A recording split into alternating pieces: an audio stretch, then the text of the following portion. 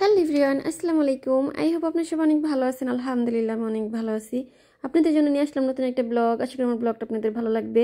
সকাল সকাল এই জায়গায় ম্যাডামের জন্য রান্না করব, তো রান্না দিয়ে ভিডিওটা শুরু করলাম। কিছু আলা চাল দিয়ে ভিজিয়ে রাখলাম। আর এই যে দেখুন, এই কবুতরগুলো রান্না করব। 5টা কবুতর আছে, ম্যাডামে আর ম্যাডামের বোন খাবে। অল্প খাবার, তো বেশি রান্না করলে হচ্ছে ফালানো হয়, অপচয় হয়। এজন্য ম্যাডাম সবসময় আমাকে বলে যাতে অল্প অল্প রান্না করতে, কারণ কম হলে সমস্যা নাই। রুটি আছে, খবসই হচ্ছে সৌদি আরবের মানুষ অনেক বেশি পছন্দ করে রুটি দিয়ে বা জিবনা টিবনা দিয়ে খায়, টমেটো খায়, বাইরের খাবার খায়। আর এখন যেটা আমার হাতে দেখতে পারতেছেন, এটা হচ্ছে আমার ম্যাডামে কিনে আনছি কিছুদিন আগে। এটার নাম হচ্ছে কেশর বা জাফরান, আমি যতটুকু জানি আর কি। আর এইটার ভিতরে কিন্তু অল্প কয়েকটা আছে, আর এগুলোর কিন্তু অনেক দাম। আমার ম্যাডাম হচ্ছে এই ফার্স্ট টাইম আনছে, বলছে যে কখনো কোনো কিছু আর কি মিষ্টি কোনো জাতীয় জিনিস রান্না করলে ওটার ভিতরে যেন একটা কি দুইটা দেই। তো আপনাদের সাথে শেয়ার করতেছিলাম ওই কৌটাটা, আমি এখনো খুলি নাইকা। তো যাই হোক, এই জায়গায় ফ্রাই প্যানের ভিতরে অল্প করে যে জৈতুন দিয়ে দিলাম, যেটা নাম হচ্ছে অলিভ অয়েল, আর আরবিতে বলে যে জৈতুন। তাই আমি হচ্ছে যে জৈতুন বলে অভ্যস্ত, ওইটাই মুখ থেকে তাড়াতাড়ি আর কি আগে বের হয়ে যায়। আর দিয়ে দিছি হচ্ছে পেঁয়াজ, টমেটো দিই না, টমেটো পরে দিব। আচ্ছা, ক্যাপসিকাম, মরিচ, তারপর কাঁচা মরিচ, রসুন একসাথে কুচি করে রাখছিলাম। ওইগুলা সব সৌদি আরবের মানুষ কিভাবে কবুতর খায় বা কবুতরের মাংস খায় সেটাই আজকে আপনাদের সাথে শেয়ার করব। তো এখন দিয়ে দিতেছিলাম হচ্ছে একটা টমেটো কুচি কইরা, আর অল্প চাল, কবুতরও অল্প, এজন্য হচ্ছে মশলা টশলা পেঁয়াজ টেজ সব কিছু অল্প অল্প। তো যাই হোক, এগুলো হচ্ছে ভালো মতো একটু ভাজা ভাজা হবে আগে, তারপরে হচ্ছে এগুলোর ভিতরে বাকি যে মশলাগুলো আছে ওগুলো দিব। তার সাথে সাথে হচ্ছে আমি মেশিনে জামা কাপড় ধুতে দিছিলাম, তো জামা কাপড়গুলো এই জায়গায় উঠাইতে আসলাম। এই ভিডিওটা করা ছিল হচ্ছে শনিবারে, তো আমি হচ্ছে রবিবারে আপলোড দিতেছিলাম এই ভিডিওটা। তো এই জায়গায় হচ্ছে ম্যাডামের স্কুলের অনেক অনেক জামা কাপড় ছিল, বোরকা টোরকা ছিল, যা 1 সপ্তাহের জামা কাপড় সবগুলা হচ্ছে আর কি ধুইতে দিয়েছি, কত আর কত ধুবো। তো এই জায়গায় হচ্ছে ম্যাডামের কিছু জামা কাপড় ছিল। আর এই যে দেখুন, সৌদি আরবে আমরা এরকম ভাবে জামা কাপড় ধুই, এক জায়গা থেকে হচ্ছে মানে মিশিংয়ে ধোয়া হয়, আরেক জায়গায় একটু চিপড়াই। আর আমার রুমে একটা মিশিং আছে, যেটার ভিতরে জামা কাপড় দিলে পরে একদম শুকায়া বেরোয়, ভালো মতো আয়রনও করতে হয় না, কারণ আমি জামা কাপড় কখনোই আয়রন করি না। এই মিশিংয়ের ভিতরে দিলে পরে একদম শুকনা গরম হয়ে বেরোয় আর কি। আর জামা কাপড়গুলো বেশি একটা ঘুচায়ও না। তো মিশিংয়ের ভিতরে আমার কয়েকটা জামা কাপড় ছিল, আমি কিছুক্ষণ আগেই আর কি জামা কাপড়গুলো ধুইছি, তো ওগুলো শুকায় গেছে। এখন দিতেছিলাম হচ্ছে ম্যাডামের এমনি বাসায় পরা যে জামা কাপড় আছে ওইগুলা এই যে দিয়ে হচ্ছে এই জায়গায় দেখুন সুইচ দিলাম 2 রকমের 2টা, পরে হচ্ছে একলাই জামা কাপড় শুকায় থাকবে। আর এই জায়গায় হচ্ছে দেখুন, সৌদি আরবে কাজের লোকদের থাকার কত কষ্ট। এই লাকেজটা হচ্ছে আমার, আমি অনেক অনেক নতুন নতুন জিনিস কিনা আর কি ওটার ভিতরে রাখছি।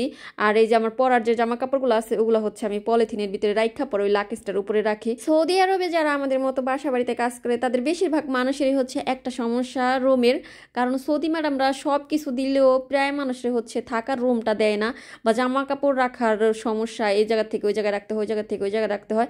তা আমার হচ্ছে রুমটা অনেক ছোট, একটা খাট ফালানো আছে বা একটা টেবিল আছে, কিন্তু জামা কাপড় রাখার মতো কোনো জায়গা নাইকা। এই জন্য হচ্ছে আমি পলিথিনে ভর্তি করে ওইরকম ভাবে ধুয়ে ধুয়ে ভাঁজ করে রাখি। আবার যখন ধোয়ার সময় হয় তখন আবার বের করে আবার ধুয়ে হচ্ছে আবার ওরকম করে ভাঁজ করে রাখি। তো আলহামদুলিল্লাহ, তারপর একটা রুম দিয়েছে থাকার জন্য, এটাই অনেক। অনেকের কিন্তু এরকম ছোট্ট একটা রুমও দেয় না ঘুমানোর জন্য, কারণ সৌদি আরবের মানুষ যতটা আসলে ভালো মনে করি আমরা ততটাও ভালো না, আবার সবাইও খারাপ না। একজন ভালো, একজন খারাপ, এক একজন মানুষ এক এক রকম, আল্লাহ তাআলা এক একজন এক এক রকম ভাবে বানাইছে।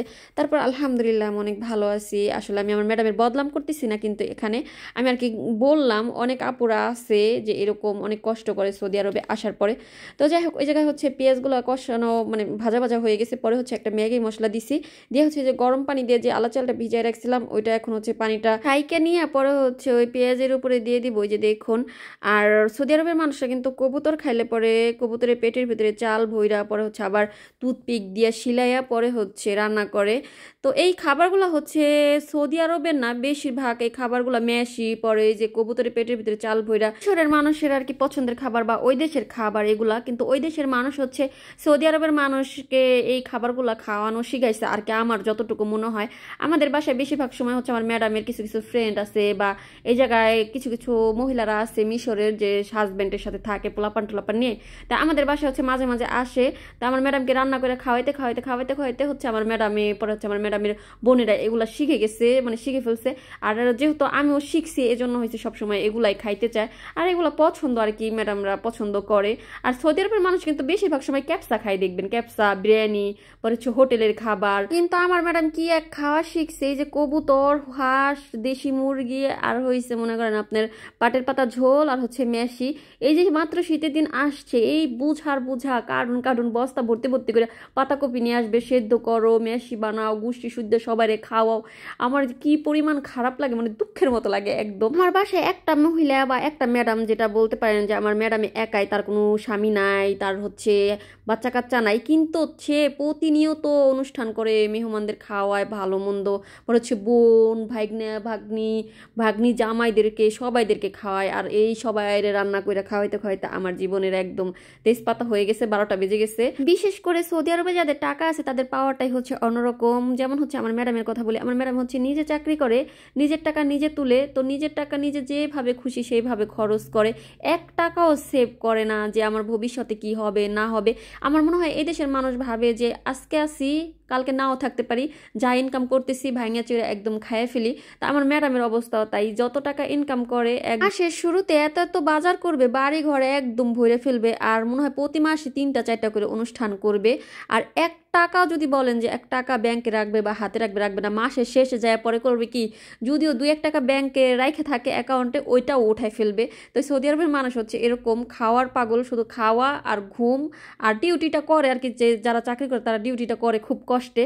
তো যাই হোক, অনেক কথা আপনাদের সাথে শেয়ার করলাম। এখন হচ্ছে কবুতরের ভিতরে, এখন কবুতরের পেটের ভিতরে আর হচ্ছে যে গলার এই দিকে হচ্ছে চাল ভরে নিতেছিলাম, তো সবগুলা ভরা হয়ে গেছে। ঠিক আছে, 5টা কবুতর। আমার ম্যাডামে একা খাইতে পারবে না, ম্যাডামে আর ম্যাডামের বোন খাবে নিচতলায়।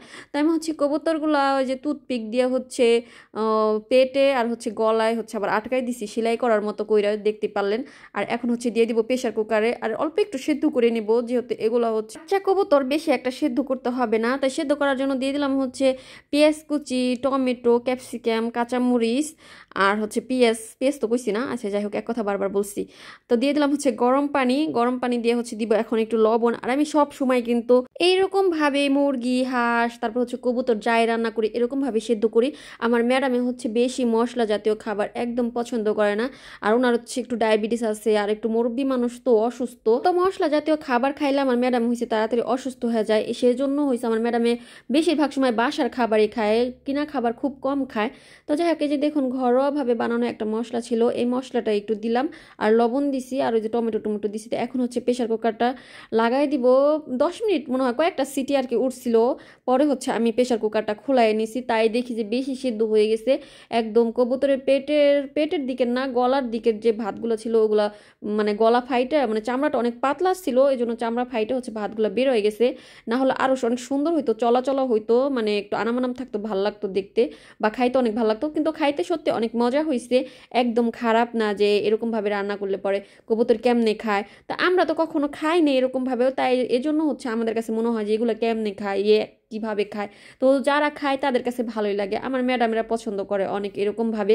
তো কেউ আপনারা দেখে হচ্ছে আজেবাজে কথা বলবেন না যে এটা কিরকম খাবার, কেমনে খায় না খায়। খাবার তো খাবারই হয়, এক এক দেশের মানুষ এক এক রকম ভাবে খাবার খায়। তো এই জায়গায় হচ্ছে অল্প কয়েকটা ভাত রান্না করছি, 2জন মানুষ খাবে, রান্না করা হয়ে গেছে। পরে দেখি ম্যাডামে আসছে, ম্যাডামে বলতেছিল তো দে আমি বাইরে নিয়ে যাই। পরে আমি আবার একটু ভিডিও করলাম, ম্যাডামে বলতেছিল তো ভিডিও কর, সমস্যা নাই কা। অল্প খাবার, এই যে এরকম প্রতিনিয়ত অল্প অল্প রান্না করি, এজন্য হয়েছে আপনাদের সাথে ভালো মতো দেখাই না বা শেয়ার করি না। তো যাই হোক, এই যে দেখুন কবুতরগুলা হচ্ছে তেলে ভাজি নেই, ওভেনের ভিতরে দিছিলাম। তো ওভেন থেকে বের করে এখন ওই যে ভাতগুলা প্লেটে দিছি, ওই ভাতগুলার উপরে দিয়ে দিতেছিলাম। আর এই যে টুথপিকগুলো হচ্ছে এখন মানে বের করে নিব। আর এই যে হচ্ছে 5টা কবুতর রান্না করছি, ম্যাডাম আর ম্যাডামের বোনে খাবে, একদম সুন্দর মতো 2জনের আর কি দুপুরের খাবারটা হয়ে যাবে। তো যাই হোক, আজকের ব্লগটা এই পর্যন্তই, দেখা হবে নেক্সট ব্লগে। সে পর্যন্ত ভালো থাকবেন, সুস্থ থাকবেন। Thank you for watching video. আর আমার ব্লগটা যদি আপনাদের ভালো লাগে অবশ্যই একটা লাইক দিয়ে পুরো ব্লগটা দেখবেন অ্যান্ড আমাকে সাপোর্ট করবেন। আল্লাহ হাফেজ।